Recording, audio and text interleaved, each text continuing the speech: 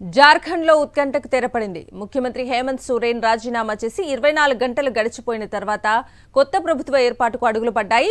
ప్రభుత్వాన్ని ఏర్పాటు చేయాలని జేఎంఎం శాసన సభాపక్ష నేత చంపై సోరెన్ ను జార్ఖండ్ గవర్నర్ సిపి రాధాకృష్ణన్ నిన్న రాత్రి ఆహ్వానించారు. దీంతో జేఎంఎం కాంగ్రెస్ ఆర్జేడీ కూటమి ఊపిరి పీల్చుకుంది. జార్ఖండ్ కొత్త ముఖ్యమంత్రిగా చంపై సోరెన్ ఇవాళ ప్రమాణ స్వీకారం చేయనున్నారు. రాష్ట్రంలో కొత్త ప్రభుత్వ ఏర్పాటుపై తొలుత అనేక సందేహాలు నెలకొన్నాయి. గవర్నర్ నుంచి పిలుపు రాకపోవడంతో జేఎంఎం కాంగ్రెస్ ఆర్జేడీ కూటమి నేతలు ఆందోళన చెందారు. ప్రభుత్వ ఏర్పాటుకు తాము సిద్ధంగా ఉన్నట్లు చంపై సోరెన్ మరోసారి స్పష్టం చేశారు. ఆయన రాష్ట్ర గవర్నర్ రాధాకృష్ణను కలిసి తమకు మెజారిటీ ఎమ్మెల్యేల మద్దతు ఉందని, ప్రభుత్వ ఏర్పాటుకు ఆహ్వానించాలని కోరారు. ఆయన వెంట జేఎంఎం కాంగ్రెస్ ఆర్జేడీ సిపిఐ ఎమ్మెల్యేలు ఉన్నారు. గవర్నర్ను కలవడానికి ముందు కొంత హైడ్రామా నడిచింది. జేఎంఎం కాంగ్రెస్ ఆర్జేడీ కూటమి ఓ వీడియోను విడుదల చేసింది. చంపైకి మద్దతిస్తున్న 43 మంది ఎమ్మెల్యేలు ఈ వీడియోలో కనిపించారు. మరోవైపు బీజేపీ బారి నుంచి తమ ఎమ్మెల్యేలను కాపాడుకోవడంపై దృష్టి పెట్టారు.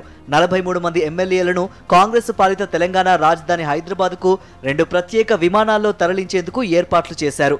అయితే ప్రతికూల వాతావరణం కారణంగా చివరి నిమిషంలో రాంచీ నుంచి ప్రత్యేక విమానాల టేకాఫ్కు ఎయిర్పోర్టు అధికారుల నుంచి అనుమతి లభించలేదు. దాంతో చేసేది లేక సర్క్యూట్ హౌస్కు తిరిగి వచ్చారు. వీరిలో హేమంత్ సోరెన్ సోదరుడు ఎమ్మెల్యే బసంత్ సోరెన్ కూడా ఉన్నారు. నూతన ప్రభుత్వ ఏర్పాటుకు ఎట్టకేలకు గవర్నర్ నుంచి ఆహ్వానం రావడంతో ఊహాగానాలకు తెరపడింది. ప్రమాణ స్వీకారం అనంతరం అసెంబ్లీలో 10 రోజుల్లోగా బల నిరూపణ చేసుకోవాలని గవర్నర్ ఆదేశించారు.